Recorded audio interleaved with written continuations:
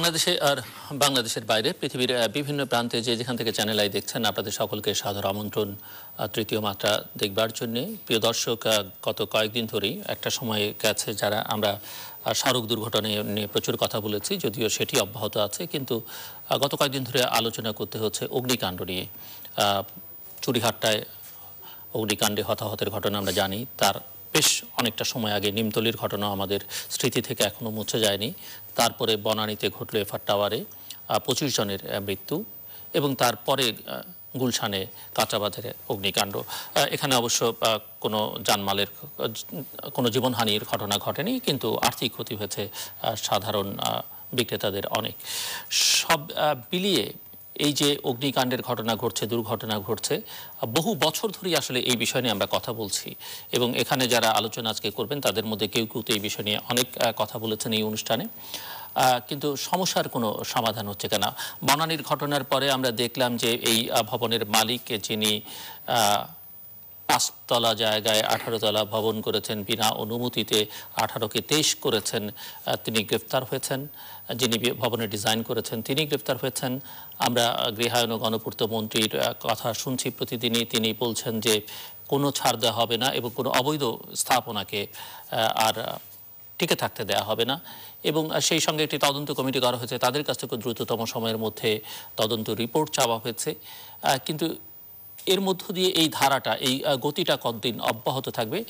অতীতের নানা ঘটনার কারণে সেই প্রশ্ন সাধারণের মধ্যে আছে, এবং এ থেকে আসলে আমরা সামগ্রিকভাবে সবাই, সংশ্লিষ্ট সবাই কি শিক্ষা গ্রহণ করছি, বা এই ঘটনার এখানেই শেষ কিনা, না আরও অনেক রকমের পুনরাবৃত্তি দেখতে হবে, এরকম নানা রকমের প্রশ্ন আছে। বা মন্ত্রী যখন কথা বলছেন তখন এই প্রশ্ন আছে যে মন্ত্রীর এখতিয়ার কতখানি এই সমস্যার সমাধানে। কারণ আমরা জানি এর আগে এখানে রাজুককে অভিযুক্ত করা হয়, এখানে সিটি কর্পোরেশনকে অভিযুক্ত করবার সুযোগ আছে, এখানে আইন শৃঙ্খলা রক্ষার যারা দায়িত্বে তাদের নিয়ে নানা ধরনের অভিযোগ করবার সুযোগ আছে, এবং আমরা পরস্পরের বিরুদ্ধে নানা রকমের অভিযোগের কথা এই ঘটনার পরও শুনছি। যাই হোক, এইসব বিষয় নিয়ে আমরা কথা বলবার জন্য আমার আজকের অতিথি, আমার ভাই বসা আছেন বাংলাদেশ সরকারের গৃহায়ন ও গণপূর্ত মন্ত্রী, জাতীয় সংসদ সদস্য অ্যাডভোকেট সম রেজাউল করিম। আমার ডানে রয়েছেন পদ্মা সেতু প্রকল্পের চায়না রেলওয়ে মেজর ব্রিজের নিরাপত্তা উপদেষ্টা, এবং নিরাপত্তা সংক্রান্ত নানা বিষয় নিয়ে তিনি দীর্ঘদিন ধরে কাজ করছেন, মোহাম্মদ রাশিদুল ইসলাম। এবং তারপরে রয়েছেন রাজধানী উন্নয়ন কর্তৃপক্ষ রাজুকের প্রাক্তন চেয়ারম্যান প্রকৌশলী মোহাম্মদ নুরুল হুদা। স্বাগত আপনাদের তিনজনকে স্টুডিওতে। মিস্টার মিনিস্টার, আপনাকে দিয়ে আলোচনাটা শুরু করতে চাই। আপনি বেশ তৎপর আমরা দেখতে পাচ্ছি, কিন্তু প্রশ্ন হচ্ছে যে এই তৎপরতা সাধারণ মানুষ হিসেবে আমরা জানতেই চাইতে পারি যে এই তৎপরতা কতদিন থাকবে। এবং দ্বিতীয় প্রশ্ন হচ্ছে যে অতীত আমরা একটা ঘটনা ঘটবার পরে, এটি হয়তো জাতিগত সমস্যাই আমাদের, আমরা সবাই বেশ তৎপর থাকি। ইঞ্জিনিয়ার নুরুল হুদা যখন রাজুকের দায়িত্বে ছিলেন তখনও ঘটনা ঘটেছে, তখনও তাকে আমরা এখানে হাজির করেছি, তিনি নানান কথা বলেছেন, কিন্তু কখনই মন্ত্রীরাও এসছেন, সমস্যার কিন্তু সমাধান আর হয় না। সামগ্রিকভাবে আমরা নিজেরাও বিস্তৃত পড়ব, গণমাধ্যমে যারা কাজ করি তারাও হয়তো কিছুটা দিন হইচই করি, সামনে আর একটা নতুন ঘটনা আসে, পুরনো ঘটনাকে ভুলে যাই, তারপরে আবার সামনের দিকে যাত্রা করি, কয়েকদিন পরে সেটি ভুলে যাই, নতুন ঘটনা ঘটে, কোনো ফলো আপ নেই, কোনো সমস্যার সমাধান নেই। সো আপনার কাছ থেকে একটু শুনতে চাই আমরা, যে আপনি, যদিও আপনাকে তেমন কিছু বলবার নেই কারণ মাত্রই বেশি দিন হয়নি দায়িত্ব নিয়েছেন, তারপরেও। ধন্যবাদ আপনাকে। আমি কথা বলার শুরুতেই সাম্প্রতিককালের অগ্নিকাণ্ডে নির্মমভাবে যাদের জীবন দিতে হয়েছে তাদের বিদেহী আত্মার মাগফিরাত কামনা করেছি। যারা এখনও অসুস্থ, চিকিৎসাধীন রয়েছে তাদের প্রতি সহানুভূতি, শোক সন্তপ্ত পরিবারের প্রতি সহানুভূতি জানিয়ে আমার কথা বলছি। দেখুন, রাজধানী ঢাকা কিন্তু একদিনে সৃষ্ট একটি নগরী না, শত শত বছরের। এবং যখন শুরু হয়েছিল তখন পরিকল্পিতভাবে নগরায়ন বা এই জাতীয় ইমারত নির্মাণের বিধিবিধান অনুসরণ করার প্রয়োজনীয়তাটা বোধ করেননি। সে সময়ের প্রেক্ষাপট একরকম ছিল। তারপর যখন ঘনবসতিপূর্ণ নগরীতে পরিণত হলো, একের পর এক মালিকানার বিভাজন হলো, সব কিছু মিলে দিনে দিনে কিন্তু এর অবস্থানটা ভিন্ন রকম হয়েছে। এরপর আধুনিক সেবামূলক ব্যবস্থা যখন আসলো, গ্যাস, পানি সরবরাহ, বিদ্যুতের সংযোগ, ইন্টারনেট, ডিশ এন্টিনা, এই সংযোগ থেকে কিন্তু আর এক প্রকার অনাকাঙ্ক্ষিত হ্যাজার্ড কিন্তু এসে হাজির হলো। সেবামূলক বটে, এর সঙ্গে পাশাপাশি একটা হ্যাজার্ড এসে হাজির হলো। আর এটার নিয়ে দান্দিকতার ভিতর থেকে কিন্তু ঝামেলাটা বেশি প্রকট আকার ধারণ করেছে। এই দীর্ঘসূত্রিতার বিষয় নিয়ে আলাপ করে সমস্যার সমাধান হবে না। সাম্প্রতিক ঘটনা নিয়ে আমি কথা বলতে চাই। আমার পূর্বে যে ধারাবাহিকতা ছিল সেটাকে রক্ষা করেই কিন্তু আমি এগিয়ে যাওয়ার চেষ্টা করছি। আমি আসার পরে আমি লক্ষ্য করেছি যে বেশ কিছু সার্ভে হয়েছিল, সার্ভেগুলো কমপ্লিট সার্ভে ছিল না। আবার কোনো উদ্যোগ নেওয়া হয়েছিল, বড় বড় উদ্যোগ, সেই উদ্যোগগুলি কোর্টের আদেশে কিছু স্থবির হয়ে পড়েছে, আর কিছু কিছু উদ্যোগ অজ্ঞাত কারণে স্থবির অবস্থায় পড়েছিল। আমি আসার পর আমার এই মন্ত্রণালয়কে বুঝে নেওয়া, মন্ত্রণালয়ের অধীনস্থ 12টি প্রতিষ্ঠানকে তাদের কর্মকাণ্ডকে বুঝে নিয়ে আমি এগোবার ক্ষেত্রে একটু সময়ের প্রয়োজন ছিল। সেই সময়টায় যাওয়ার পূর্বেই অনাকাঙ্ক্ষিতভাবে বনানীর ঘটনা ঘটে গেল। তারপরে কাঁচা বাজারের ঘটনাটা, বনানীর ঘটনাটা মাননীয় প্রধানমন্ত্রী নিজে মনিটর করেছেন, দিক নির্দেশনা দিয়েছেন, বিভিন্ন দপ্তর, সংস্থা, মন্ত্রণালয় আমরা সম্মিলিতভাবে কাজ করেছি। এলাকার লোকজন এগিয়ে আসছে, একেবারে অসহায় একটা ছিন্নমূল শিশু সেও এগিয়ে আসছে। সকলে মিলে কাজ করার কারণে কিন্তু আমরা আরো বেশি ক্ষতি হতে পারতো এমন সংশয়ের জায়গা থেকে বেরিয়ে আসতে পেরেছি। তবে যতগুলি জীবন গিয়েছে এর প্রেক্ষাপটটা আমি যতটুকু প্রাথমিকভাবে স্টাডি করেছি তাতে আমার মনে করা হয়েছে, আমার কাছে প্রতীয়মান হয়েছে যে দায়িত্বশীল জায়গায় থেকে মালিক, ডেভেলপার, ব্যবহারকারী এবং যারা সম্পৃক্ত রাজুকের, তাদের কম বেশি হতে পারে অনেকেরই দায় দায়িত্ব রয়েছে। এই দায়িত্বহীনার জায়গা থেকে এই ভবনটির এ জাতীয় অবস্থা, সেখানে অন্য যে সকল প্রয়োজনীয় শর্তাবলী পূরণ করার কথা ছিল সেগুলো পূরণ না করার কারণে একটি দুর্ঘটনা আলটিমেটলি একটা হত্যাকাণ্ডের পরিণতিতে এই ভয়ঙ্কর অবস্থা সৃষ্টি করেছে। এজন্য কিন্তু জিল্লুর ভাই বলছি যে বনানীর ঘটনাকে কোনোভাবে আমি দুর্ঘটনা হিসাবে আমি নিতে চাই না। আমি বলেছি এটা অবহেলা জনিত কারণে তাদের যে মৃত্যু হয়েছে, এটা দণ্ডবিধির 304-এর এ ধারায় শাস্তিযোগ্য অপরাধ, এবং সেই অপরাধে কিন্তু ইতিমধ্যে মামলা রুজু করা হয়েছে, আসামি গ্রেপ্তার হয়েছে। এখন সমস্যাগুলো দূর করার জন্য সম্মিলিত একটা প্রচেষ্টা দরকার। সিটি কর্পোরেশন, স্থানীয় সরকার মন্ত্রণালয়, স্বরাষ্ট্র মন্ত্রণালয়ের অধীনস্থ যে ফায়ার ব্রিগেড, সিভিল ডিফেন্স আছে, আমার মন্ত্রণালয় যে রাজুক রয়েছে, সম্মিলিত একটি চেষ্টা দরকার। সেই চেষ্টা গ্রহণ করার জন্য প্রাথমিকভাবে আমরা 2টি কমিটি করেছি। এই কমিটির রিপোর্ট আসার পরে কি কি লুফলস রয়েছে, কার কার লায়াবিলিটিস রয়েছে। অতীতে একটা জিনিস দেখা যেত, একটা বিল্ডিং অবৈধভাবে নির্মাণ হলে তাকে একটা নোটিশ করে তার বিরুদ্ধে ব্যবস্থা। আমি বলছি না, একক দায় দায়িত্ব তার না। আমার যে কর্মচারী ওখানে ইন্সপেকশনের দায়িত্ব ছিল, আমার যে অথরাইজড অফিসার ছিল, তিনি কি করেছেন, এটা তো এক রাতের ভিতর বিল্ডিংটা হয়ে যায় নাই। তার ব্যর্থতাকে চিহ্নিত করতে হবে। রেকর্ড রুমে গিয়ে রেকর্ড খুঁজে পাওয়া যায় না, নিশ্চয়ই রেকর্ড কিপার কেউ ছিলেন। এই ফাইলটা কোথায় গেছে, যদি ফাইল বের না হয় তাহলে দায়িত্বে কে ছিলেন তাকেও ইকুয়ালি লায়াবেল করে কেউ কি আইনের ঊর্ধ্বে ভাবা যাবে না। এ জাতীয় একটা সিদ্ধান্ত থেকে আমরা অগ্রসর হচ্ছি। জি, আসবো আপনার কাছে শুনতে। আরো মিস্টার নুরুল হুদা, একটু আপনার কাছ থেকে শুনতে চাই যে বহুত কথাবার্তা হলো, এবং আমার যদি ভুল না হয় অন্তত বেশ কয়েকবার আপনি এই বিষয় নিয়ে, এই যে অগ্নিকাণ্ড এবং এই রাজুকের ক্রিয়াকর্ম, অনুমোদনহীন ভবন, এগুলো নিয়ে এখানে কথা বলেছেন। সমস্যার তো সমাধান হচ্ছে না, কথা তো আমরা বলছি এবং কথাই হচ্ছে, কাজ হচ্ছে খুব কম, হচ্ছে না কেন? ধন্যবাদ। আমি প্রথমেই চ্যানেল আইয়ের দর্শক শ্রোতাদেরকে আমার পক্ষ থেকে আন্তরিক ধন্যবাদ ও মোবারকবাদ জানাচ্ছি। তার সঙ্গে সঙ্গে মাননীয় মন্ত্রী, প্রতিমন্ত্রী মহোদয় এখানে আছেন, তার সঙ্গে আমি কণ্ঠ মিলিয়ে যারা আমাদের বনানীর এই দুর্ঘটনা এবং চকবাজারের দুর্ঘটনা যারা নিহত হয়েছেন তাদের আত্মার মাগফিরাত কামনা করছি, যারা অসুস্থ আছেন তাদের সুস্বাস্থ্য কামনা করছি। আশা করি ইনশাআল্লাহ with the help of almighty Allah আমাদের মাননীয় প্রধানমন্ত্রী, দেশটা আমাদের সকলের, মাননীয় প্রধানমন্ত্রী আপ্রাণ চেষ্টা করে যাচ্ছেন দেশটাকে এগিয়ে নিয়ে যাওয়ার জন্য। এবং এইবারে যে মন্ত্রিসভা উনি করেছেন সেই মন্ত্রিসভার মধ্যে অনেক মন্ত্রীর প্রতি আমার ব্যক্তিগতভাবে আমার জানাশোনা আছে এবং তাদেরকে আমি বিশেষভাবে শ্রদ্ধা করি তাদের সততা, নিষ্ঠা, দক্ষতার জন্য। এবং তার মধ্যে পূর্তমন্ত্রী একজন, ওনার সঙ্গে আগেও আমি কাজ করেছি। আমি এই 5 বছর রাজুকের দায়িত্বে ছিলাম। দায়িত্ব থাকাকালীন সময়ে জাস্টিস মাননীয় প্রধান বিচারপতি জাস্টিস খায়রুল হক সাহেব, আমাদের অ্যাটর্নি জেনারেল মাহবুব আলম সাহেব, আমাদের সিনিয়র লয়ার আমাদের মেজবা ভাই এবং সাইবুদ্দিন ভাই, আমাদের সাজু ভাই সহ আমাদের মোস্তফা জামান সাহেব, আমাদের বর্তমানে আপনার জাস্টিস, এদের সবার কাছে আমি কৃতজ্ঞ। তারা আমাকে যথেষ্ট সহযোগিতা করছেন। যথেষ্ট সহযোগিতা করার কারণেই আমার এই পিরিয়ডে কিছুটা সাকসেস আছে, তবে আমি সেই সাকসেসে আমি নিজে স্যাটিসফাই না। বর্তমানে যেসব কর্মকাণ্ড বা যেগুলা সামনের দিকে আছে এটা অত্যন্ত চ্যালেঞ্জিং জব, এবং বিশেষ করে পূর্ত মন্ত্রণালয় এবং রাজুক এটা অত্যন্ত চ্যালেঞ্জিং জব, এবং আমি আশা করি ইনশাআল্লাহ with the help of almighty Allah বর্তমান মন্ত্রীর যে সাহসিকতা, ওনার যে সততা নিষ্ঠা, উনি এই জিনিসগুলা অনেকটা ওভারকাম করতে পারবেন। আমি এখানে কয়েকটা জিনিস উল্লেখ করতে চাই। আমার প্রশ্ন যে আপনি মাননীয় প্রধানমন্ত্রীর প্রশংসা করছেন যে তিনি চেষ্টা করছেন, কিন্তু আমরা দেখছি যে সব বিষয়ে ওনাকে নজর দিতে হচ্ছে, সব বিষয়ে ওনার নির্দেশনা দিতে হচ্ছে, এর বাইরে কিন্তু তেমন কিছু হচ্ছে না। বা একজন মন্ত্রী চাইলেই কি সব করতে পারবেন? কারণ প্রশাসনে যারা থাকেন, ইভেন আমি যদি বলি রাজুক যদি ওনাকে যথেষ্ট পরিমাণে কোঅপারেট করে, ওনার মন্ত্রণালয়ে যারা ওনার অধীনস্থ আছে তারা যদি যথেষ্ট পরিমাণে ওনাকে কোঅপারেট না করে, তাহলে ওনার পক্ষে সম্ভব হবে কি না?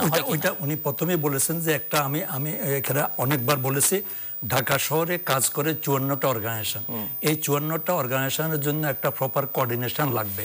সেটা আমি বলেছি। আমরা শুনছি বহু বছর, দশকের পর দুটো হইতে পারে। ওনাকে যদি দায়িত্ব দেওয়া হয় পূর্ত মন্ত্রণালয় অনেক কিছু, উনি in addition to his own duty এই যে ওইখানকার প্রপার ঢাকা শহরের কোঅর্ডিনেশনটা উনি করলেন, এটা মাননীয় প্রধানমন্ত্রী একটা খালি নির্দেশনা হলেই এটা সলভ হয়ে যায়। অথবা 2 সিটি কর্পোরেশনের এই 2 মেয়রকে দেওয়া যেতে পারে। তবে 2 মেয়রের থেকে কিন্তু যার রাজুকের jurisdiction Gazipur city corporation, Savar city corporation, আমাদের নারায়ণগঞ্জ সিটি কর্পোরেশন, অর্থাৎ 1528 বর্গ কিলোমিটার।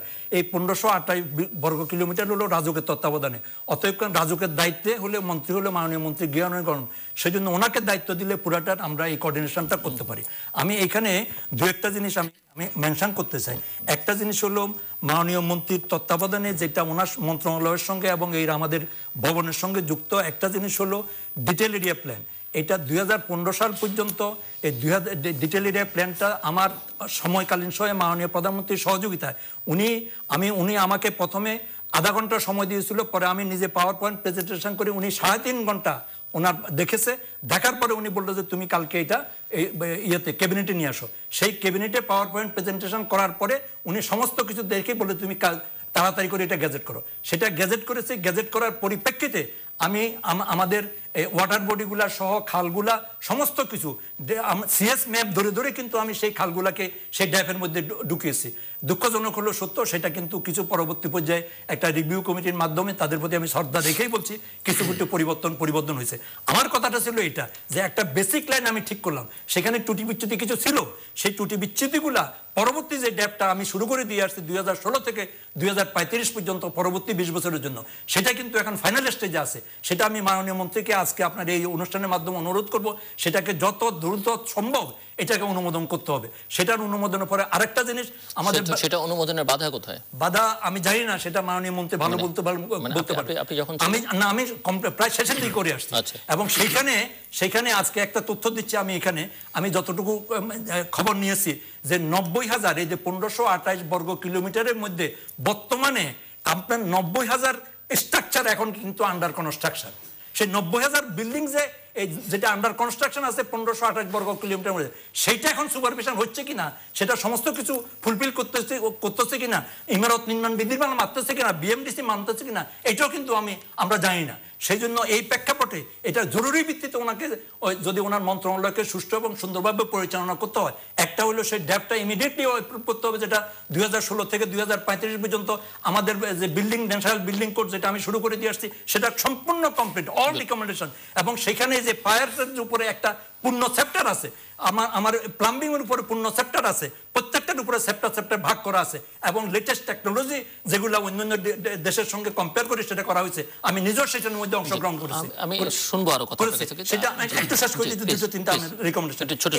এই জিনিসটা ফাইনাল স্টেজে আছে, এটা ইমিডিয়েটলি সেই বিল্ডিং কোডটাকে অনুমোদন করতে হবে। আরেকটা জিনিস আছে, টিআই একটা তো 1956 সালের ডিএটি প্রতিষ্ঠা হয়েছে। সেই টিআই অ্যাক্টের মধ্যে ক্ষমতা সমস্ত চেয়ারম্যানের কাছে। চেয়ারম্যান কি সারাদিন খালি ফাইল চিন্তা করেন? ওনার একটা মিশন থাকবে, ওনার একটা ভিশন থাকবে। সেই মিশন এবং ভিশন কিছুই ওনার করার কিছু নাই, উনি ওই ফাইল নিয়ে ব্যস্ত থাকতে হবে। সেই জন্য ইমিডিয়েটলি সেটা প্রস্তাবটা আমি রেখে আসছি পূর্ত মন্ত্রণালয়, ইমিডিয়েটলি সেই টিআই একটা পরিবর্তন করতে হবে এবং সেটা যদি কোনো এডিশন মডিফিকেশন উনি চায় সেটা করতে পারেন। আরেকটা জিনিস হলো আপনার ওই যে এই আইনের কিছুটা ব্যত্যটা আছে সিটি কর্পোরেশনের মধ্যে, রাজুকের মধ্যে। উনি বলে যে এটা আমার দায়িত্ব না, অমুকের। এইটা তো আমরা শিফট করলে চলবে না, দায়িত্ব নিতে হবে। যখন দায়িত্ব থাকবে সেই দায়িত্ব পালন করতে হবে। সেই জন্য সেই আইনের যেগুলো কন্ট্রাডিকশন আছে, আইন মন্ত্রণালয়ের সঙ্গে অ্যারাউন্ড দ্য টেবিল বসে এই প্রত্যেকটা ডিপার্টমেন্ট যারা কাজ করতেছে সমস্ত আইনগুলোকে একটা রিভিউ করে একটা কমিটির মাধ্যমে ইমিডিয়েটলি এটা পার্লামেন্টে নিয়ে, ক্যাবিনেটে নিয়ে এটাকে পরিবর্তন করে যার যার জুরিডিকশনটা ফাইনাল করে দিতে হবে। আর প্রপার যে জিনিসটা আমি বলেছি প্রপার কোঅর্ডিনেশন করতে হবে। আরেকটা জিনিস আমি বলে শেষ করতেছি, আমি এই যে একটা রিঅর্গানাইজেশন করছি, রিঅর্গানাইজেশন করে সেখানে 4 জন ম্যাজিস্ট্রেট ছিল, 1 জন ম্যাজিস্ট্রেট ছিল, 4 জন ম্যাজিস্ট্রেট করছিল। এখানে 4 জন অথরাইজ অফিসার ছিল, সেখানে 24 জন করেছি। 8টা জোন এই 1528 বর্গ কিলোমিটারকে ভাগ করেছি। সেই 28টা জোনে এখন 24 জন অথরাইজ অফিসার আছে। আর এখানে এই যে বললাম যে টোটাল এই যে 1528 বর্গ কিলোমিটারের মধ্যে 12 লক্ষ স্ট্রাকচার আছে। এখন এক্সিস্টিং আন্ডার কনস্ট্রাকশন আছে 90,000। সেই জন্য এই অথরাইজ এদেরকে দিয়ে এটা হবে না। এবং রাজু যেটা করে প্ল্যান এবং এলিভেশনকে অনুমোদন করে, সেখানে এটা পুরা সেখানে ভেরিফাই করা তাদের অপরচুনিটি নাই। সেই জন্য ইমিডিয়েটলি কোয়ালিফাইড, আমি একটা জিনিস মেনটেন করতেছি, সেটা হলো কোয়ালিফাইড আপনার কনসালটেন্ট, যেখানে কোয়ালিফাইড আর্কিটেক্ট থাকবে, কোয়ালিফাইড ইঞ্জিনিয়ার থাকবে, কোয়ালিফাইড প্ল্যানার্স থাকবে। এদের সমন্বয়ে যে আপনার কনসালটেন্ট আউটসোর্সিং এর মাধ্যমে এই যে পুরাসা 1528 বর্গ কিলোমিটার মধ্যে যত বিল্ডিং হচ্ছে, যত বিল্ডিং হয়েছে, সেখানে ভাগ করতে হবে যে বিল্ডিংগুলো 100% প্রপারলি রাজকীয় নিয়ম এবং ইমারত নির্মাণ বিধিমালা এবং আপনার বিএমডিসি মেনে করছে। একটা ক্যাটাগরি হতে পারে, আরেকটা ক্যাটাগরি যে ডেভিয়েশন করছে সে একটা ক্যাটাগরি হতে পারে, একটা হলো ঝুঁকিপূর্ণ সে একটা ক্যাটাগরি হতে পারে। 4-5টা ক্যাটাগরি করে তখন যেগুলো একটা অত্যন্ত ঝুঁকিপূর্ণ সেটা ফার্স্ট আপনার টার্গেট করে সেটা রাখতে হবে। এরপরে স্টেপ বাই স্টেপ অনেকগুলো আবার রেক্টিফিটিং করা যায়, যেটা আমরা গার্মেন্টসে করেছি। প্রথম মিটিং করে সিদ্ধান্ত নিয়ে 2 বছরের মধ্যে সেটা রেক্টিফিটিং, সেগুলো একটা পর্যায়ে নিয়ে আসছে। আমি মনে করি কোনো জিনিসই অসাধ্য না। আমি যেটা আমি হাতের জিনিস যেটা আমি প্রমাণ পেয়েছি। ইউরোপীয় ইউনিয়নের বিবৃতি তো আছে যে গার্মেন্টস এর ওই পদ্ধতিতে চলে যাওয়া উচিত। এখন ভবনের ক্ষেত্রে মিস্টার রাশিদুল ইসলাম আপনার কাছে শুনতে চাইবো যে শুনবো আপনার কাছে কারো আমি কেন এই মানবসৃষ্ট দুর্ঘটনা আমরা এড়াতে পারছি না? দুর্ঘটনা ঘটতেই পারে, কিন্তু এত দুর্ঘটনা, এত জীবনহানি কেন হচ্ছে? জি, ধন্যবাদ জিল্লুর ভাই আমাকে এই অনুষ্ঠানে আমন্ত্রণ জানানোর জন্য। এর আগেও আমি আপনার এখানে এসেছি যখন তাজরিন গার্মেন্টস এবং নিমতলিতে ফায়ার ইনসিডেন্ট হলো, এবং একই রকম কথাগুলো আমরা বিভিন্ন জায়গা থেকেই শুনেছি। তবে আজকে সুযোগ হয়েছে মন্ত্রী মহোদয়ের সঙ্গে এই বিষয়ে কথা বলবার, তার সঙ্গে আমাদের ভাবনাগুলো শেয়ার করার জন্য। মন্ত্রী মহোদয় যে সাহসিকতার সাথে যে কমিটমেন্টগুলো বললেন, এটা আসলেও আমার কাছে খুবই নতুন। এইভাবে কাউকে এর আগে সেভাবে আমরা বলতে শুনিনি। রাজুকের প্রাক্তন চেয়ারম্যান মহোদয় বেশ কিছু কথা বললেন। উনি বাংলাদেশ ন্যাশনাল বিল্ডিং কোডের কথা বললেন। উনি বিজিএমইএ বিকেএমইএ যারা আমরা দেখেছি যে গার্মেন্টস সেক্টরে যে উন্নয়নটা হয়েছে, অগ্নি নিরাপত্তা, আসলে আগের যে ইস্যুগুলো ছিল সেটা হচ্ছে যে আমাদের এরিনা ছিল গার্মেন্টসের আগুনগুলো আমাদেরকে আর সবসময় আমরা দেখেছি ঘটতে, এবং সেইগুলো এখন আস্তে আস্তে অনেক কমে এসেছে। এই যে কমে এসেছে এটার কারণটা কি?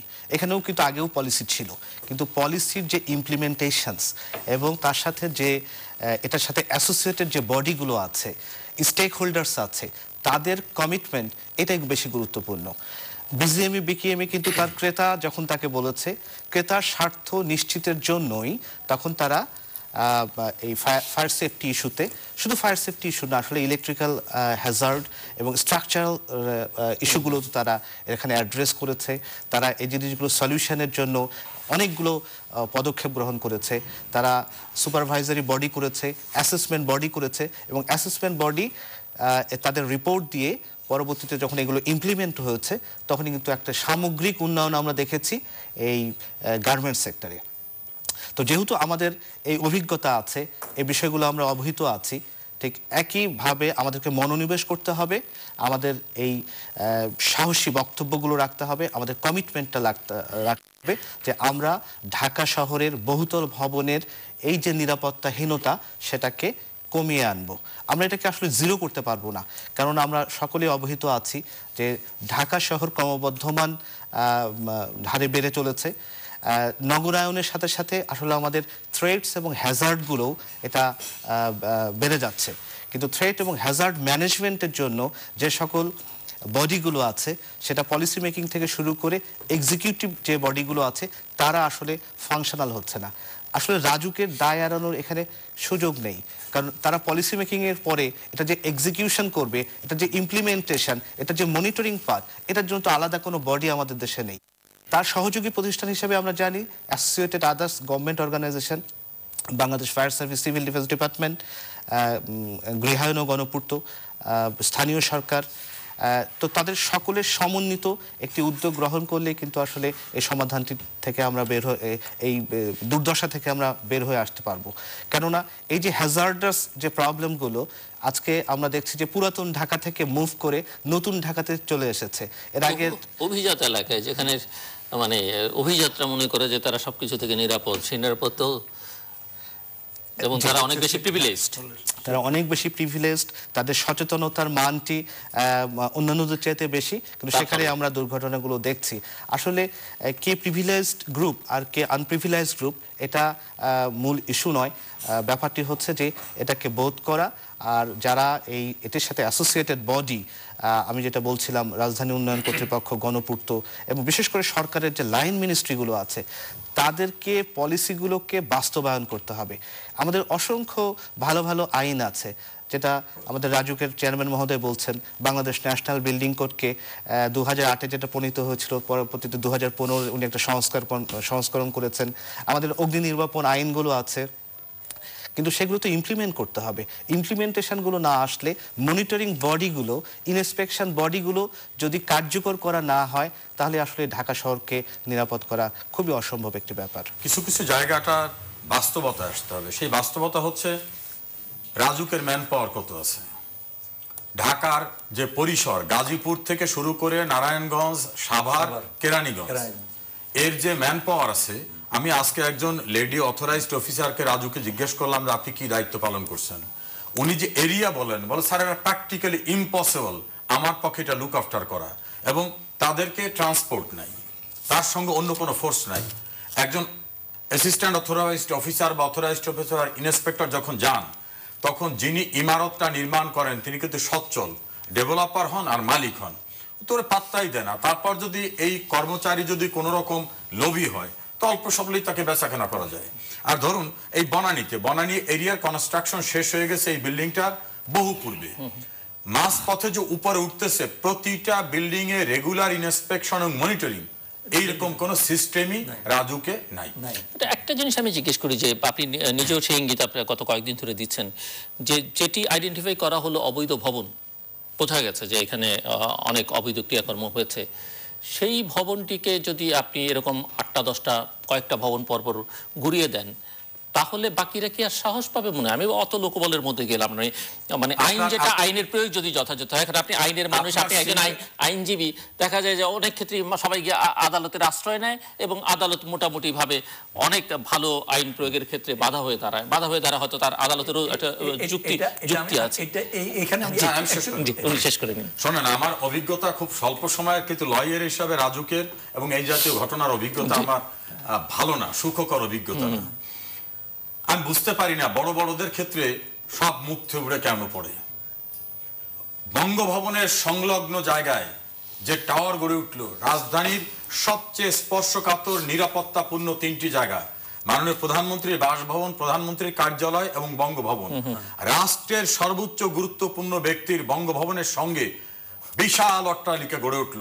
এটা হঠাৎ করে বাইরে থেকে স্পাম এনে বসাই দেওয়া হয়নি, আমাদের চোখ সবার অন্ধ হয়েছিল। এবং এর সঙ্গে জড়িতরা অনেকই ক্ষমতার এবং রাজনীতিতে খুবই প্রভাবশালী, এজন্য ধরাছোঁয়ার বাইরে থাকে। আপনার গুলশান বনানীতে অসংখ্য ইমারত রয়েছে, অবৈধভাবে নির্মাণ হয়েছে। আমরা ঢাকা উত্তরের মেয়র প্রয়াত আনিসুল্লাহকে দেখেছি, অনেক কিছু তিনি বোঝাই গেছে যে অনেক প্রভাবশালীদের নিয়ন্ত্রণে অনেক কিছু, সেগুলোকে অনেক কিছু ঘুরিয়ে দেওয়া স্বল্প সময়, সব ঘুরিয়ে দেওয়া সম্ভব হয়নি। একটা ট্রাক স্ট্যান্ড সহ কিছু কিছু জায়গায় তিনি অ্যাকশনে গেছিলেন, অনেক কিছু ঘুরিয়ে দেওয়া সম্ভব হয়নি। এই যে বিল্ডিংটার, এইটা রিপোর্ট আসলো 2007 সালে 111 সরকার আমলে, যে এখানে অবৈধভাবে এটা নির্মিত হয়েছে। সেই রিপোর্টটা তৎকালীন সময় রাজুকের চেয়ারম্যান, নিশ্চয়ই অন্ধ ছিলেন না, রিপোর্টটা দেখেছেন। দেখার পর রিপোর্টের উপরে সিন করে ব্যবস্থা নাও বা ফাইল ইনিশিয়েট করো, এ জাতীয় শব্দটি নাই। আমি সেই রিপোর্টটা দেখেছি, কত ভয়ঙ্কর অবস্থা। কিছুই লেখেন, কেউ কোনো কিছু লেখে না, রিপোর্ট কিন্তু ফাইলের ভিতর আছে। আবার নথিটা যখন গায়েব হয়ে গেল, মূল নথিটা, এখন ওই রাজুক তৎকালীন চেয়ারম্যানকে তাকেও আমি অ্যাকাউন্টেবল করব। যদি আমি এই মন্ত্রণালয় থাকি, ইনশাআল্লাহ he must face the consequence, যে কেন তিনি অ্যাকশনে যান নাই। আবার দেখেন, ফাইলটি গায়েব হয়ে গেল, তো রেকর্ড রুমের দায়িত্বে নিশ্চয়ই কেউ ছিলেন, আর রেকর্ড রুমে রেকর্ড কিপারের উপরে কন্ট্রোলিং অফিসার কেউ ছিলেন। রাজুকের গেলে 1000 উপরে ফাইল নাই। আমি একদিন দাঁড়িয়ে থেকে ফাইল, বিভিন্ন ডেস্ক থেকে তালা ভেঙে ফাইল বের করলাম, প্রায় 700 ফাইল। এখনো 300-র উপরে ফাইল পাওয়া যাচ্ছে না। আজকে আমি লাস্ট আসছি যে ওই দিন অন মান্থ ফাইল বের হতে হবে, সাপ্লিমেন্টারি ফাইল হতে হবে। আমাকে তারা জিজ্ঞেস করে সাপ্লিমেন্টারি ফাইল কিভাবে হবে। আমি বললাম যে এই প্লটটা ধরে যদি সাব রেজিস্ট্রার অফিসে যাই, তাহলে দলিলটা খুঁজে পেতে পারি, ওই এসিল্যান্ড অফিসে গেলে রেকর্ডটা খুঁজে পেতে পারি, বাড়ির ছবিটা আনতে পারি। আমি কেন একটা বিকল্প ফাইল তৈরি করতে পারবো না? আমার রাজুক এত জমি জমা নিয়ে কাজকর্ম করে, তারা বিকল্প ফাইল কি, এটা নাকি তাদের মাথায় নাই বিকল্প ফাইল কি। এভাবে একটা অর্গানাইজেশন চলতে পারে। এটা হয়েছে কি, কিছু কিছু জায়গা দেখভাল করা, মনিটরিং করা, কঠোর ব্যবস্থা নেওয়া। ওই যে বড় বিল্ডিং এর কথা বলছেন, সেই জায়গা যাওয়ার জন্য বললাম, রাজুকের ঘরের ভিতরেই করুন অবস্থা। এখন বড় বড় বিল্ডিং এর ক্ষেত্রে আমরা অ্যাকশন নিতে পারবো না কেন? দেশে আইনের উপরে কে? মাননীয় প্রধানমন্ত্রীর চেয়ে শক্তিশালী কেউ না। রাষ্ট্রের ক্ষমতার চিফ এক্সিকিউটিভ, তিনি বলছেন অবৈধ ব্যবস্থাপনার বিরুদ্ধে কঠোর ব্যবস্থা নিতে হবে। আমি তার সরকার বা সরকারের অধীনস্থ ইনস্ট্রুমেন্ট বা অর্গানাইজেশন, আমি কেন অ্যাকশনে যেতে পারবো না? হয় আমি কারো দ্বারা ভয় পাচ্ছি, না হয় তদবিরে আটকে যাচ্ছি, অথবা করাপশনের সঙ্গে আমি একাত্ম হয়ে যাচ্ছি। এই জায়গা থেকে আমরা বেরিয়ে আসার জন্য একটা চিন্তা চেতনা করছি, এবং আমার বিশ্বাস বেরিয়ে আসা সম্ভব। হয়তো সবটা পারবো না, কিন্তু কিছু কিছু দৃষ্টান্ত করে কমপ্লায়েন্সের জায়গায় আনতে চাই। যে এই বিল্ডিংটায় আগুন নির্বাপকের জন্য কোনো ব্যবস্থা নাই, সেটাকে সংযোগ করতে হবে। বিকল্প কোনো সিঁড়ি নাই, সিঁড়িটা অবস্থা দিতে হবে। একটা সিঁড়ি আছে সংকুচিত করে, সেই সিঁড়িটাকে প্রশস্ত করতে হবে। আপনার গ্যারেজের জায়গা নাই, গ্যারেজের জায়গাটাকে ইনশিওর করতে হবে। আপনি অবাক হয়ে যাবেন যে 2008-এর পূর্বে বিল্ডিং এর নিচে যে গাড়ি রাখার গ্যারেজ করতে হবে, কোনো বিধানই ছিল না। এক্স্যাক্টলি। এবং তাহলে কিভাবে চলতেছে সেটা 2008 কিন্তু দিন কয়েক পূর্বের ঘটনা। তার পূর্বে কিন্তু ঢাকায় গাড়ি চলতো। যিনি বিল্ডিংটা নির্মাণ করতেছেন, আমার রাজুক, আমার স্ট্রাকচাররা, আমার আর্কিটেক্টরা, তারা একবার কেউ ভাবেন নাই যে এই বিল্ডিং এ তারা বসবাস করবেন, তাদের গাড়ি থাকবে কোথায়। এটা কি ইংল্যান্ডে যে রাস্তা গাড়ি রাখবো? এই পরিকল্পনাও ছিল না। বিল্ডিং কোড 2015, এই বিল্ডিং কোডটা চূড়ান্ত পর্যায়ে গিয়ে দেখা গেল একটা বিরোধ, যে বিল্ডিং সুপারভাইজিং অথরিটি কারা থাকবেন। এখানে বলা হলো ইঞ্জিনিয়ার বলতে বোঝাবে শুধু গ্রাজুয়েট ইঞ্জিনিয়ারদের, ডিপ্লোমাওয়ালারা বিপ্লবে নেমে গেলেন। আবার বলো সুপারভাইজিং 10 তলা পর্যন্ত ডিপ্লোমারা থাকতে পারবেন। তারা বললেন কেন উপরেরটা আমরা দেখতে পারবো না এই পর্যন্ত না পারলে? এই দ্বান্দ্বিক বিরোধে সেটা স্থবির অবস্থা হয়ে গেল। ড্যাপ চূড়ান্ত পর্যায়ে গিয়ে আবার রিভিউ হয়ে গেল। সেই রিভিউ কিন্তু ইনকমপ্লিট রিভিউ। এরকম আমি বলছি যে কোনো কোনো সময় বলতে ইচ্ছা করে যে মলম দিব কোথা, সর্বাঙ্গে। প্রতিটি জায়গায় অনাকাঙ্ক্ষিত এমন সকল প্রতিবন্ধকতা সৃষ্টি করা হয়েছে যে সামনে যারা এগোবে তাদের জায়গা নাই। এই যে রাজুকে যে সকল কর্মকর্তা কর্মচারীরা, তাদের এক্সপার্ট হওয়া দরকার ছিল অনেকের। সিম্পল লেখাপড়া নিয়ে যিনি যাচ্ছেন, তিনি টেকনিক্যাল বিষয় বুঝছেন না, তাকে কিন্তু একটা দায়িত্ব দেওয়া হচ্ছে। আজকে রাজুকে গিয়ে জিল্লু ভাই, আমি অবাক হয়ে গেলাম যে ইন্সপেক্টরের ইন্সপেকশন রিপোর্ট উনি ওখানে দিয়ে আসবেন ডেইলি বা সাপ্তাহিক, তাকে মনিটর করবেন কেউ, কোনো সিস্টেম নাই। হায়ার অথরিটি ইন্সপেকশন রিপোর্ট দিবেন কিনা, এরকম কোনো সিস্টেম নাই। কেমন যেন মনটা খারাপ হয়ে যায়, বলতে হয় যে আল্লাহর হস্তে বোধহয় এগুলো চলতেছে। মনিটরিং এর যে একটা লিঙ্ক অফ চেইন, কিচ্ছু নাই সেখানে। এত বড় একটা অর্গানাইজেশন এভাবে চলতে পারে? এজন্য আজকে আমি কিছু নির্দেশনা দিয়েছি যে প্রতি সপ্তাহে ইন্সপেকশন হতে থাকবে আন্ডার কনস্ট্রাকশন বিল্ডিং এর, এবং 2টা ফরম্যাট করে দিয়ে আসছি। যে ইন্সপেকশন যিনি করবেন তিনি রিপোর্ট দেবেন, এবং হায়ার অথরিটিকে রিপোর্ট দেওয়া হবে, যাতে নেক্সট উইকে কোনো ভায়োলেশন হলে ইন্সপেক্টরকে লায়াবল করতে পারি যে তুমি জানাও না যে ভায়োলেশনের ভিতর হচ্ছে। একেবারে অগোছাল অপরিকল্পিত একটা অবস্থার ভিতর থেকে অনেক অর্গানাইজেশন চলতেছে। সো সিস্টেমটা, এই সিস্টেমটাকে ডেভেলপ করতে হবে। একটু জাস্ট আপনি বলবেন যে কত এখন পর্যন্ত জানা মতে কি পরিমাণ অবৈধ ভবন ঢাকা শহরে আছে? আমাদের একটা অ্যাসেসমেন্ট পেলাম আমি, সেই অ্যাসেসমেন্টটা হচ্ছে একেবারেই অনুমোদন নাই, রাজুকের আওতাধীন জায়গা, কিন্তু তারা হয়তো জানতো না। যেমন সাতারকুল, তারা মনে করতো যে আমি তো ইউনিয়ন পরিষদ, আমার রাজুক কি করবে। কেরানীগঞ্জ মনে করতো আমি তো বাইরে, সাভার মনে করতো রানা প্লাজা যে আমার কেন নিতে হবে এখান থেকে। এই সকল এরিয়াকে যদি বিবেচনা করি, রাজুকেরও নলেজে ছিল না বা অ্যাক্টিভ ছিল না, ওই এলাকার নলেজও ছিল না। এভাবে ইনোসেন্ট ওয়েতেও কিন্তু অনেক বিল্ডিং নির্মিত হয়েছে। আমি বলছি বিখ্যাত একটা হাউজিং কোম্পানি বুড়িগঙ্গার অপর পারে বড় একটা প্রজেক্ট করেছেন, নুরুল হুদা সাহেব তখন ওখানে ছিলেন, তাদের কোনো অনুমোদন নাই, কিন্তু 10 তলা 15 তলা বিল্ডিং সেখানে হয়ে গেছে, আধুনিক নগর নির্মিত হয়েছে। আমার কাছে যে ইনফরমেশন, তাতে প্রায় 30% স্থাপনা ঢাকার বড় ধরনের ভায়োলেশন বা অনুমোদনহীন, আরো 30% আছে যেগুলি পার্টলি অনুমোদনহীন, যেমন যেখানে গ্যারেজ থাকার কথা ছিল নাই, রাস্তা জায়গা নাই, সব মিলে প্রায় 60% ইমারতে বিধি বিধানের পরিপন্থী অবস্থায় রয়েছে। আর যেটা উনি বললেন যে এটা ওনার মোটামুটি যে ইতিমধ্যে উনি অনেক কিছু অলরেডি অবগত হয়েছেন, এবং ওই আরেকটা যেটা বললাম যে আপনি বলেছিলেন যে টল বিল্ডিং অনুমোদন নিয়েছে 15 তলার, করেছে 18 তলা, 20 তলা, 22 তলা, এরকম অনেকগুলা। হ্যাঁ, এটা তো সহ অনেকগুলাই সেই সময় আমাদের নলেজে আসার পরেই আমার আগে হয়েছে, সঙ্গে সঙ্গে নোটিশ করা হয়েছে। নোটিশ করার সঙ্গে সঙ্গে মহামান্য হাইকোর্টে গিয়ে একটা ইনজাংশন হয়েছে। আমি একটা মানে এই ভাঙ্গার জন্য, আপনার এই কাকরাইল এলাকায় একটা ভাঙ্গার জন্য আমি নিজে পার্সোনালি গিয়ে, বিখ্যাত ব্যক্তির বিল্ডিং বলতে চাই না, আচ্ছা, ভাঙ্গার জন্য সেইখানে আমি গিয়ে আমি অ্যাটর্নি জেনারেলকে নিয়ে মুভ করছি, মুভ করে ওনাকে এটাকে ব্যাকেট করাইছি, ব্যাকেট করাবো, শুক্রবার দিন আবার করবো, আমরা ইভিকশন করবো। সেই শুক্রবারে সকালবেলায় আবার চেম্বার জাজের কাছে গিয়ে, with due respect to the honourable high court, chamber জাজের কাছে নিয়ে আবার ইনজাংশন নিয়ে আসছে। এবং এরকম আমি আধা সেকেন্ড আপনাকে ট্যাপ করি, সেক্ষেত্রেও লায়াবিলিটি ছাড়াতে পারে না রাজু, কারণ বলা হয়েছে যে একটি ইমারত নির্মাণে কোথায় ব্যত্যয় ঘটেছে সুনির্দিষ্টভাবে বলতে হবে। আমরা সাইকেল স্টাইল ফর্ম করছি, দাগ দেওয়া আছে, আপনি আপনি আপনি। কোর্ট বলছেন যে আপনি সুনির্দিষ্টভাবে কিছু না বলে একটা বিল্ডিং কে গণহারে আপনি বলে দেবেন এস্টে। এই যে অ্যাসার্ট করে সুনির্দিষ্টভাবে দিতে হবে, সেটাও রাজুক দেওয়া হয় না। এবং অভিযোগ আছে যে কিছু কিছু কর্মচারী এমন ভাবে নোটিশ দেন যে ইজিলি কোর্টে গেলে একটা স্টে অর্ডার পাওয়া। এটা সত্য। তার কারণ হলো আমার সময়ে আমি এই যে হাতে নাতে যেগুলা, মানে আজকে মন্ত্রী মহোদয় আছে, হাতে নাতে ধরছি 26 জনকে এরকম ধরুন, এবং এদেরকে একদম ইনকোয়ারি করেই আমি টার্মিনেট করেছি।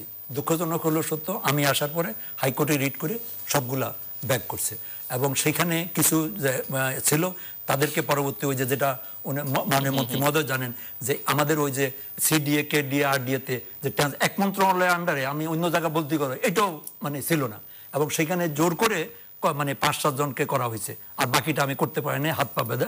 পরবর্তীভাবে যেটা করছি সেগুলো কিন্তু 6 মাস পরে বিভিন্নভাবে পলিটিক্যাল তদবির করে ব্যাক করে চলে আসছে।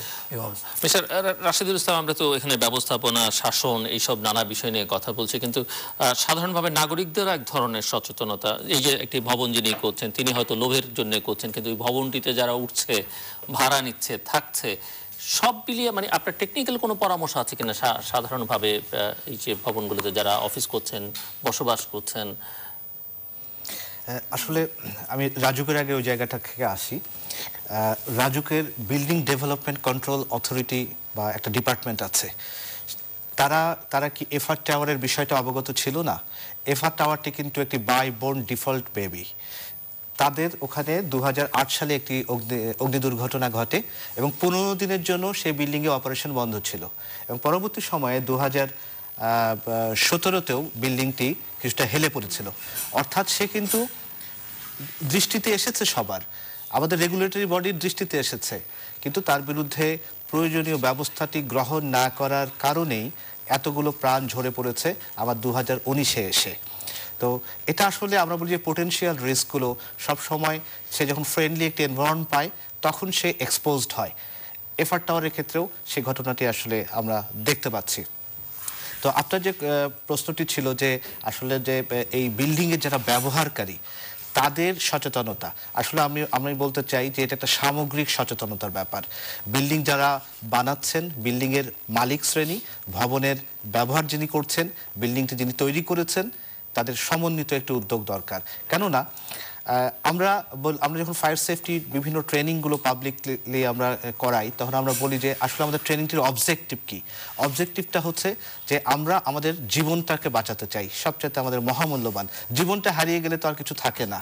তারপরে আমরা বলি যে আমাদের ব্যবসায়িক যে কর্মকাণ্ড সেটাকে পরিচালনা করতে চাই, এটা রেপুটেশনকে ধরে রাখতে চাই, এবং অন্যান্য স্ট্রাকচারাল ড্যামেজ বা অন্যান্য ড্যামেজ থেকে আমার অর্গানাইজেশনকে বাঁচাতে চাই। তাহলে তো এই জায়গায় সচেতনতার অবশ্যই থাকতে হবে। বিশেষ করে প্রত্যেকটি হাই রাইজ বিল্ডিংয়ে যারা অকুপায়ার তাদের কিন্তু একটা ফায়ার ইমার্জেন্সি প্ল্যান থাকতে হয়। ইন হাউস কোনো প্রবলেম হলে, ফায়ার ইনসিডেন্ট তৈরি হলে তাদের যে রেসপন্স প্রসেসটা কি, এটার উপরে তাদের সার্টিফাইড প্ল্যান থাকতে হবে। এবং শুধু বাংলাদেশের আইনেই না, আমাদের আন্তর্জাতিক আইনগুলোতেও, বিশেষ করে আইএলওর যে সকল কনভেনশন আছে, আমাদের বাংলাদেশের অন্যান্য যে সকল শ্রম আইন আছে, সেখানেও কিন্তু অগ্নি নিরাপত্তার বিষয়টি বলা হয়েছে। আর সেই নিরাপত্তা আইনের মধ্যে প্রথম শব্দটি হচ্ছে যে অগ্নি নির্বাপনের জন্য তার জরুরি মুহূর্তে করণীয়র উপরে একটি ইমার্জেন্সি প্ল্যান। এই ইমার্জেন্সি প্ল্যানটি তারা সেখানে যে ফ্যাসিলিটিসগুলো আছে, সেখানে যে দলগুলো আসলে সে সময় সক্রিয় হবে, সেই বিষয়গুলো সুস্পষ্ট করে লেখা থাকে। আর এটার উপরে তারা প্রয়োজনীয় প্রশিক্ষণ গ্রহণ করবে এবং অনুশীলনের মাধ্যমে ওই বিল্ডিংয়ে অগ্নি দুর্ঘটনা ঘটলে তাদের করণীয়গুলো প্র্যাকটিস করবে। আমরা একটি ভবনে কাজ করছি, কিন্তু দেখা যাচ্ছে যে দিনের পর দিন আমি জানি না এই বহুতল ভবন থেকে বের হয়ে যাওয়ার জন্য আমার ইমার্জেন্সি স্টেয়ারটি কোথায়। ঠিক একইভাবে যে সকল ফায়ারের ইকুইপমেন্টগুলো আছে, সেগুলোর ব্যবহারও জানি না। কারণ একটি আগুন যদি ঘটে, কম্বাশন প্রক্রিয়া যখন স্টার্ট হয়, প্রথমেই যদি আগুনটি আসলে নেভানো যায়, তাহলে আগুনটা ছড়িয়ে পড়তে পারে না, এটা মাঝারি বা আরো তীব্র আকার ধারণ করে না। তো যারা ইনহাউস এটার যারা ব্যবহারকারী, তাদেরকে অগ্নি নিরাপত্তার এই প্রশিক্ষণগুলো জানতে হবে, তার ওখানে যে সকল ইকুইপমেন্টগুলো আছে এবং ইকুইপমেন্টের ব্যবহারগুলো। আরেকটি বিষয় হচ্ছে যে আগুনে পুড়ে যত না মানুষ মারা যায়, তার চেয়ে বেশি ধোঁয়ায়, প্যানিক এবং ধোঁয়া। আসলে একটা ফায়ার কম্বাশন প্রসেস যখন স্টার্ট হয়, প্রথমে একটা ফিউমস তৈরি হয়, ফিউমসের বাই প্রোডাক্ট হিসেবে এই ধোঁয়াটি তৈরি হয় এবং ধোঁয়ার ইনহেরেন্ট ক্যাপাসিটিটা খুবই মারাত্মক। বলা হয়ে থাকে যে বাতাসে অক্সিজেনের পরিমাণ হচ্ছে 21%। এই 21% অক্সিজেন যখন কমতে থাকে ধোঁয়ার কারণে, অন্যান্য টক্সিক গ্যাসগুলো যখন বেড়ে যায়, মাত্র 16%-এ নামা মাত্র একজন মানুষের আর কিছু করার দরকার নেই, তার অটোমেটিক্যালি ব্রেইন ডেথ ঘটবে। এই জন্য বিভিন্ন ইমার্জেন্সি, বিশেষ করে ফায়ার ইমার্জেন্সিতে কোনো একটি তলা পর্যন্ত হয়তো বা আগুন ট্রাভেল করেনি, সেই তলাতে দেখা যাচ্ছে সারি সারি লাশ পড়ে আছে। এটা আমাদের এফআর টাওয়ার বলি, বা এর আগে অন্যান্য যে সকল বহুতল ভবনে আগুনগুলো ধরেছে। সেক্ষেত্রে মানে কি মেজার নেওয়া উচিত? কোনটির ক্ষেত্রে? ধোঁয়া মানে আপনি নিজেও বলছেন ধোঁয়াটা অনেক বেশি বিপজ্জনক। এই ধোঁয়ার মানে ধরেন একটি ভবনে আগুন লেগেই গেল। জি, আমি আপনার কথাটি বুঝতে পেরেছি। আসলে স্ট্রাকচারাল সলিউশন যেটা আছে, সেটা হচ্ছে যে ধোঁয়াটা ট্রাভেল করতে পারবে না তার টোটাল সেফটি এবং রিজনেবল সেফটি প্লেসগুলোতে। আমরা সিঁড়িটাকে আমরা ধরে নেই যে এটা একটা টোটাল সেফটির অংশ। সিঁড়ি দিয়ে যখন একজন ব্যবহারকারী ওই ভবনের সে নেমে আসতে চাইবেন, সেই জায়গাটাতে সে অনিরাপদ হয়ে যায়। কেননা তারা যে ফায়ার এক্সিটটি করেছে, যে ফায়ার ডোরগুলো করেছে, সেটা দেখা যাচ্ছে যে ফায়ার রেজিস্ট্যান্ট না, ফলে ধোঁয়াটা ট্রাভেল করে যায় স্কেপ রুটে শেফস বলে একটি আমরা টার্ম ব্যবহার করি, smoke and heat ventilation system, সেটি থাকে না। এই সিঁড়িগুলোর প্রপার মেনটেনেন্স হয় না, ফলে তারা এই রিজনেবল সেফটি জোনে এসেও আসলে আরেকটি দুর্ঘটনার মধ্যে পড়ে যায়। সুতরাং এই ধরনের স্কেপ রুট ম্যানেজমেন্টগুলো ঠিকমতো করতে হবে। একটি শব্দ হচ্ছে অ্যারেঞ্জমেন্ট, আরেকটি হচ্ছে ম্যানেজমেন্ট। আর আরেকটি বিষয় তাদেরকে জানতে হবে, যারা আসলে এই প্রশিক্ষণের মধ্যে এই জিনিসগুলো আসে, যে তার বিল্ডিংয়ের যে ক্যাপাসিটি, বিল্ডিংয়ের যে সুবিধাবলী আছে, সেই জিনিসগুলো সম্পর্কে তাদের সুপরিচিত থাকা। এবং ইন্ডাকশন ট্রেনিংয়ে একজন এমপ্লয়ি যখন নতুন একটি কর্মস্থলে আসে, তাদেরকে এই fire safety system, fire safety প্রভিশনসগুলো কী আছে, সেইগুলোর উপরেও তাদের প্রশিক্ষণ থাকা দরকার। আর আরেকটি বিষয় হচ্ছে যে পার্সোনাল ইমার্জেন্সি ইভাকুয়েশন প্ল্যান থাকতে হবে, যেটাকে আমরা সংক্ষেপে বলে থাকি পিপ। অর্থাৎ ওই ভবনে আমি কাজ করছি, আমি যে তলায় অবস্থান করছি, সেই তলায় যদি কোনো ধরনের অগ্নি দুর্ঘটনা ঘটে, তাহলে আমি কিভাবে বের হয়ে আসব, আমি কিভাবে ফায়ার অ্যালার্মগুলোকে রেজ করাবো, আমি কিভাবে কমিউনিকেশন করব। আসলে এখানে সিরিজ অফ অ্যাকশন প্ল্যান থাকে। এই সিরিজ অফ অ্যাকশন প্ল্যানগুলো প্রশিক্ষণ ছাড়া, মহড়া করা ছাড়া এটাকে অ্যাডপ্ট করা যায় না। এবং একটা সামগ্রিক বিষয় যেটা হচ্ছে আমাদের এই বিল্ডিংয়ের ব্যবহারকারী, বিল্ডিংয়ের যারা মেনটেনেন্সের দায়িত্বে আছেন, বিল্ডিংয়ের যারা ওনার আছে, এবং সর্বশেষ হচ্ছে যে গভর্নমেন্ট যে সকল লাইন ডিপার্টমেন্ট আছে, যেমন Bangladesh fire service, civil defence, তাদের কিন্তু একটি ট্রেনিং উইং আছে। আমরা বিভিন্ন কর্পোরেট বডি অথবা যে কোনো ব্যক্তি যদি চায় তার প্রিমাইসেসে অগ্নি নির্বাপনের পরে তারা প্রশিক্ষণ গ্রহণ করবে, তাহলে ফায়ার ডিপার্টমেন্টের সাহায্য নিতে পারে। আরেকটি কথা বলে রাখি, বাংলাদেশ ফায়ার ডিপার্টমেন্টের বাইরেও বেশ কিছু ফায়ার সিকিউরিটি ফার্ম বাংলাদেশে আছে, তারাও কিন্তু এই প্রশিক্ষণগুলো দিয়ে থাকে। সুতরাং এই সুযোগগুলো আসলে নিতে হবে, প্রশিক্ষণের কোনো বিকল্প নাই। আমার কাছে যেটা মনে হয়েছে, এক হলো সকল অর্গানাইজেশনগুলো একটা সমন্বিত অবস্থান দরকার, কিন্তু সমন্বয়টি তো বাংলাদেশের একটা বড় প্রবলেম। আমরা দেখছি এটা করা খুব কঠিন কিছুই না, কিন্তু হচ্ছে না। রাজুককে একটি সুসংগঠিত প্রতিষ্ঠানে পরিণত করা দরকার, রাজুকের জনবল বাড়ানো দরকার, রাজুকের আধুনিক ইনস্ট্রুমেন্ট সরবরাহ করা দরকার। আমি কি দেখলাম এফআর টাওয়ারে যে উপর থেকে মানুষ লাফ দিয়ে পড়তেছে, আমি একটা নেটও যদি ধরি, আপনি দেখছেন সার্কাসে উপর থেকে পড়ে নেট ধরে, 10 জনে একটা নেট ধরলে তো ওই লোকটা মারা যায় না। সেখানে যদি 10টা ফোম বিছিয়ে দেওয়া হতো, তাতেও কিন্তু একটা লোক অন্তত রাস্তার উপরে অবস্থা পড়ে না। এই প্রস্তুতিটুকু আমাদের নাই। এটা ভীষণভাবে হতাশাব্যঞ্জক একটি ঘটনা আমরা লক্ষ্য করেছি।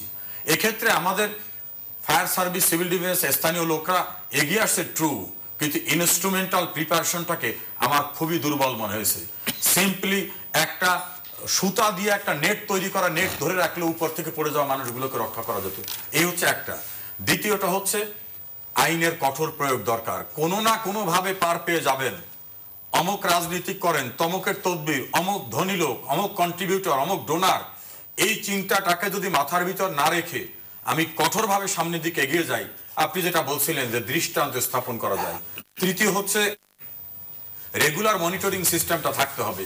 একটা বিল্ডিং এর নির্মাণের সময় শুধু দেখে গেলাম, আর পরবর্তীতে কোনোদিন খোঁজ রাখবো না। নির্মাণের সময় ধরেন কমন স্পেস ফাঁকা রেখেছে, নির্মাণের 1 বছর পরে কমন স্পেস সব ক্লোজ করে, সিঁড়ি ক্লোজ করে, সিঁড়ি অর্ধেক করে নতুন করে বেচাকেনা শুরু করে দিছে।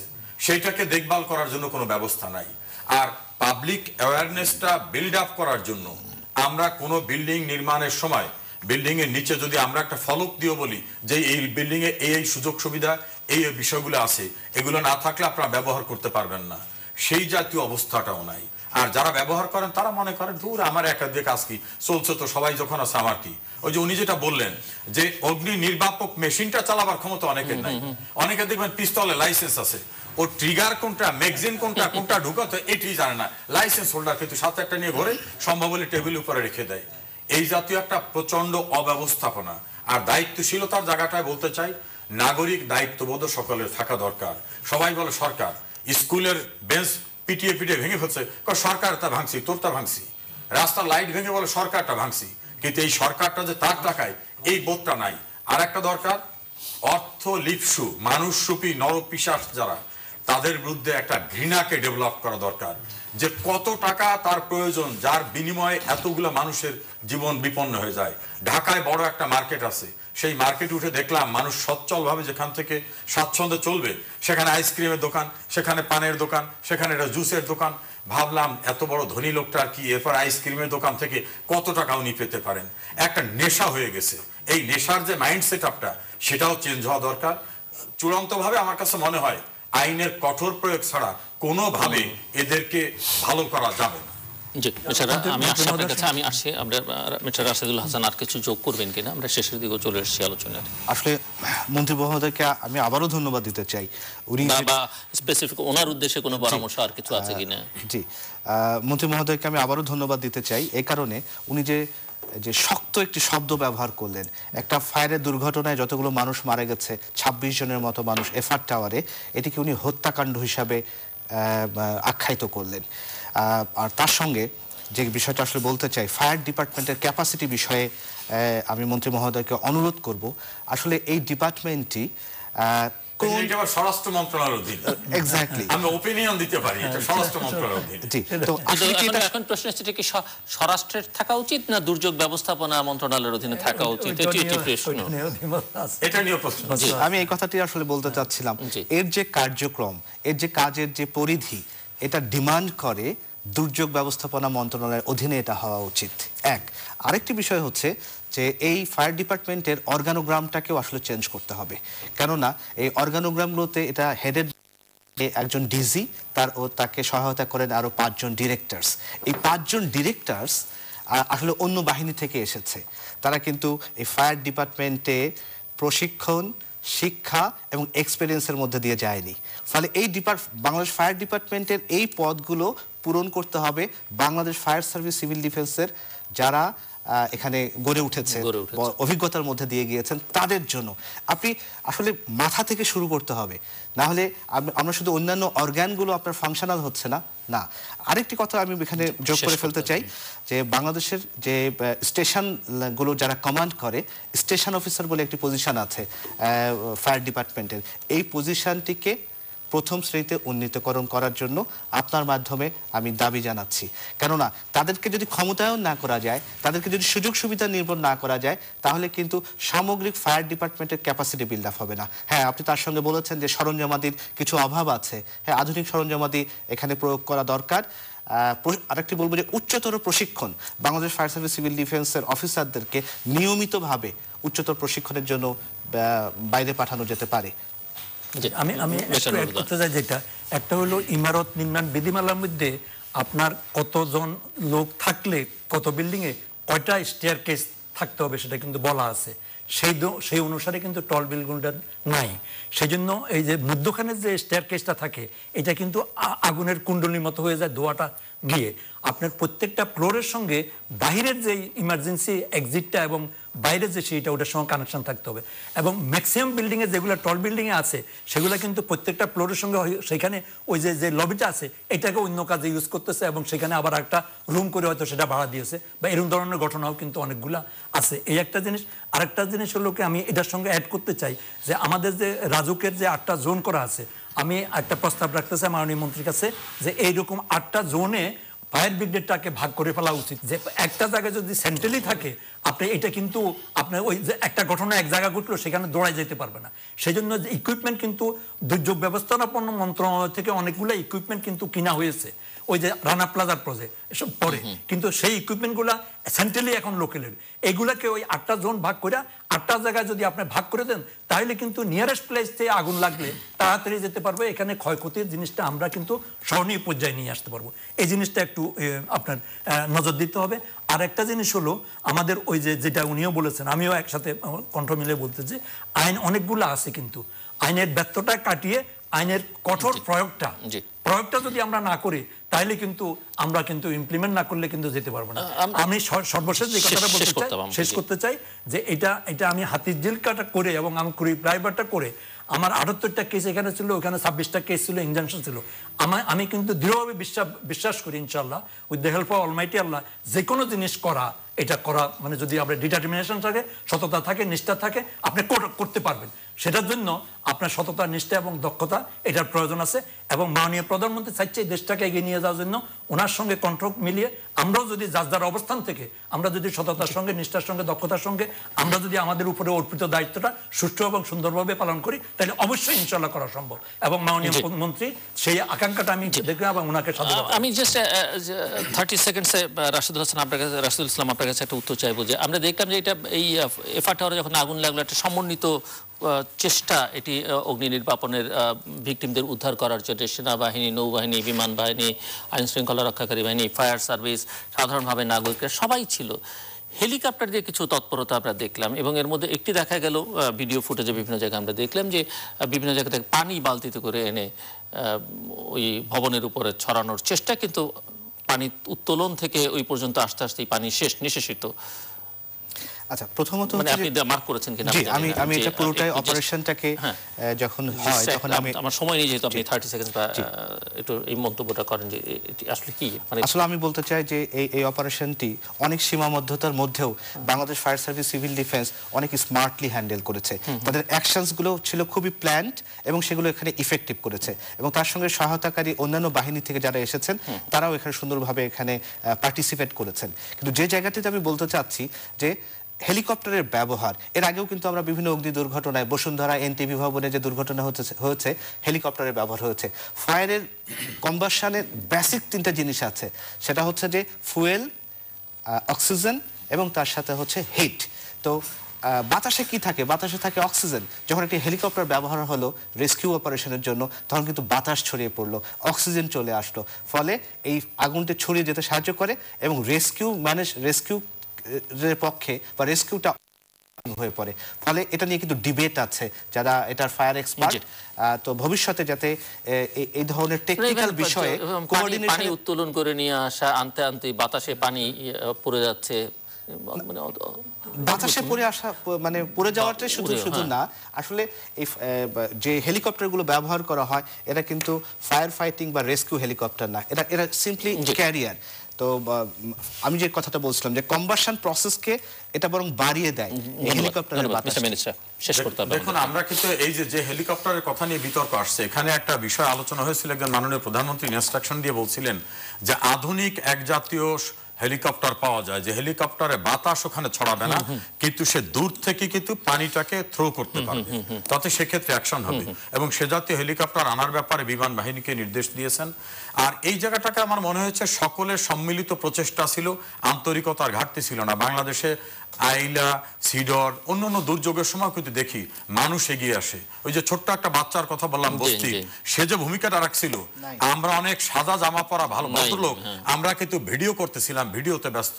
সেই দায়িত্ববোধের জায়গাটা কিন্তু মানুষের জাগ্রত হওয়া দরকার। এবং নাইম বলছে যে সে এর জন্য টাকা চায় না, কারণ সেটি তার কাছে ঘুষ। আজকে দেখলাম সে আরো বলছে, তার একটা ভিডিওতে দেখলাম সে বলছে এই টাকাটা আমি এতিমখানায় দেবো, আমাকে যারা ঘুষ দিতে মানে টাকা দিতে চেয়েছে। তা আমরা ওর মানসিকতার জায়গায় তো আমরা হারিয়ে যাই, ও এত বড় বাপের জায়গায় পৌঁছেছে। দর্শক, আমরা অনুষ্ঠানের শেষ প্রান্তে তৃতীয়মাত্রা সম্পর্কে আপনারা লিখতে পারেন ডাকে, ইমেল, SMS এর মাধ্যমে, ইন্টারনেট, আমাদের অফিসিয়াল ওয়েবসাইট অথবা সোশ্যাল মিডিয়াতে যেসব পেজ রয়েছে সেই সব পেজে আপনাদের মতামত আপনারা রাখতে পারেন। আর আপনাদের মতামত আমাদের অনুষ্ঠান তৃতীয় মাত্রা আপনি দেখতে পাবেন প্রতি বৃহস্পতিবার এবং শুক্রবার বাংলাদেশ আমার রাত 2টো, সোমবার সকাল 11:30 এবং শুক্রবার দুপুর 1:30 দেখবার আমন্ত্রণ রইল। তৃতীয় মাত্রার পর্বটি আপনি সামাজিক যোগাযোগ মাধ্যম ফেসবুকেও সরাসরি দেখতে পারেন। ফেসবুক এখন তৃতীয় মাত্রা লাইভ স্ট্রিমিং হচ্ছে। আর এই পর্ব সহ পুরোনো পর্বগুলো দেখবার জন্য, তৃতীয় মাত্রার সঙ্গে যুক্ত থাকবার জন্য, অনুষ্ঠানটি সম্পর্কে জানবার জন্য যে কোনো সময় ভিজিট করতে পারেন তৃতীয়মাত্রা.com। ফেসবুক, গুগল প্লাস, টুইটার এবং ইউটিউবে তৃতীয় মাত্রা যে পেজগুলো রয়েছে সেই সব পেজগুলোতে আইওএস ডিভাইস থাকলে আপনি অ্যাপ স্টোর থেকে তৃতীয় মাত্রা অ্যাপটিও ডাউনলোড করতে পারেন তৃতীয় মাত্রা দেখবার জন্য এবং অনুষ্ঠান সম্পর্কিত তথ্যাদি জানবার জন্য। প্রকৌশলী মোহাম্মদ নুরুল হুদা, মোহাম্মদ রাশেদুল ইসলাম এবং অ্যাডভোকেট সমর রেজাল করিম, অসংখ্য ধন্যবাদ আপনাদের তিনজনকে আলোচনায় অংশ নেবার জন্য। দর্শক, আমরা কথা বলছিলাম ঘটে যাওয়া নানা ধরনের দুর্ঘটনা নিয়ে, বিশেষ করে অগ্নিকাণ্ডে কয়েকটি বড় ধরনের অগ্নিকাণ্ড ঘটলো। এগুলো নিয়ে বহুবার আমরা কথা বলেছি, কিন্তু সমস্যার একটি জায়গা হচ্ছে দায় দায়িত্ব নানাভাবে নানান জনের কাছে ছড়ানো ছিটানো, সেটিকে আসলে একটা সমন্বয়ের মধ্যে নিয়ে আসতে হবে। সামগ্রিকভাবে গোটা বিষয়টাকে দেখতে হবে, একটা সমন্বিত প্রয়াস থাকতে হবে, কঠোর আইন থাকা দরকার, আইনের কঠোর প্রয়োগ থাকা দরকার। এবং আমার মনে হয় যে এই সব বিষয়গুলো যদি যথাযথভাবে নজর দেওয়া যায় এবং সেটি যদি অব্যাহত রাখা যায় তাহলে সমস্যার সমাধান অনেকাংশে হবে। কিছু নীতিগত প্রশ্ন এখানে এসছে যে ফায়ার সার্ভিস ডিপার্টমেন্টটি আসলে কোন মন্ত্রণালয়ের অধীনে থাকা দরকার, সেটি ঠিক করা দরকার। সেখানে এক ধরনের বিভ্রম তৈরি হয়। দ্বিতীয়ত হচ্ছে যে এই বিভাগে যারা কাজ করছেন তাদের ক্ষমতায়ন, তাদের যোগ্যতার মূল্যায়ন, তাদের সুযোগ সুবিধা বৃদ্ধির, এইসব বিষয়ের দিকে নজর দেওয়া দরকার। রাজুকের লোকবল বৃদ্ধি, তাদের আরও লজিস্টিক সাপোর্ট বৃদ্ধির প্রসঙ্গগুলো আছে, সেগুলো সবই দরকার। কিন্তু মূল দরকারটা হচ্ছে যে আমাদের মাইন্ডসেটে পরিবর্তন আনতে হবে এবং সব কথার মূল কথা যেটি মন্ত্রী বারবার বলবার চেষ্টা করছেন, আইনের কঠোর প্রয়োগ দরকার। এবং আমরা আশা করি যে সেটি আমরা দেখতে চাই, যদিও ওই যে সমন্বয় যদি না হয়, গৃহায়ন ও গণপূর্ত মন্ত্রণালয় কতটা করতে পারবে, অন্যান্য মন্ত্রণালয় যাদের দায় দায়িত্ব যেখানে আছে সেখানে যদি যথেষ্টভাবে সহায়তা তাকে না করা হয়, তাহলে সমস্যার সমাধান আসলে সেই অর্থে হবে না। তবে আসার জায়গা বাংলাদেশে নাইমের মতো প্রজন্ম, নাইমের মতো একেবারে শিশু কিশোর তরুণরা যারা বাংলাদেশের ভবিষ্যৎ, তারা আসলে এখনো অনেক স্বপ্ন জাগিয়ে রাখছে বাংলাদেশের জন্য। এবং সব সমস্যার সমাধান কেবলমাত্র প্রধানমন্ত্রীর উপরে ছেড়ে দিলে হবে না, সামগ্রিকভাবে সরকারে যারা আছেন, বিভিন্ন দায়িত্বে যারা আছেন এবং নাগরিক আমরা যারা, আমাদের প্রত্যেকের কিন্তু দায় দায়িত্ব আছে। দর্শক, আমাদের সঙ্গে থাকবার জন্য অসংখ্য ধন্যবাদ। আপনাদের সবার জন্য শুভকামনা।